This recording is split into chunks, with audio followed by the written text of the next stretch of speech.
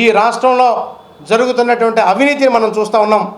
ఏ సందర్భంలో చూసినా, ఏ సమస్యలో చూసినా ముఖ్యమంత్రి గారు వారి వందిమాగదులు అవినీతి కుంభకోణాలతో కూరుకుపోయినటువంటి పరిస్థితి మన రాష్ట్రంలో ఉంది.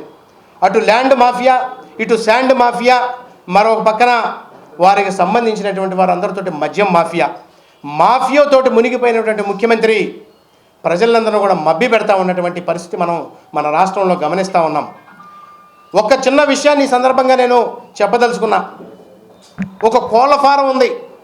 ఆ కోళ్ళ ఫారంలో ఉన్నటువంటి కోళ్ళు ఏవైతే ఉంటాయో, పౌల్ట్రీ ఫామ్స్లో ఉండేటటువంటి కోళ్ళు, వారి యజమాని వారిని బాగా చూసుకుంటున్నారని ఆ కోళ్ళన్నీ అనుకుంటున్నాయట, మా యజమాని ఎండ వచ్చినప్పుడు మాకు కూలర్లు పెడుతున్నాడు, బాగా వర్షం పడతా ఉంటే లేకపోతే చలిగా ఉంటే పరదాలు కడుతున్నాడు, మంచి ఆహారం పెడుతున్నాడు, జీడిపప్పులు అవి ఇవి కలిపి డ్రై ఫ్రూట్స్ కూడా బాగా పెడుతున్నాడు, మా యజమాని ఎంతటి గొప్పోడు మా యజమాని అని కనుక అనుకున్నట్టయితే మనం ఒక్క విషయాన్ని ఈ సందర్భంగా ఆ కోళ్ళు గుర్తుకు చేయాలి. మనం ఏమని గుర్తు చేయాలంటే, ఆ కోళ్ళందరికీ కూడా, అయ్యా మీరందరూ కూడా ఈ రకంగా ఆలోచన చేస్తూ ఉంటే ఒక పక్క ముఖ్యమంత్రి గారు మిమ్మల్ని తూకం వేసి అమ్మేదానికోసం, కోసుకొని తినేదానికోసం మీకు ఈ రకమైనటువంటి పథకాల రూపేణా ఈ రాష్ట్ర ప్రజలకు ఇస్తూ ఉన్నటువంటి పరిస్థితి గుర్తు చేయాలి. వాటికి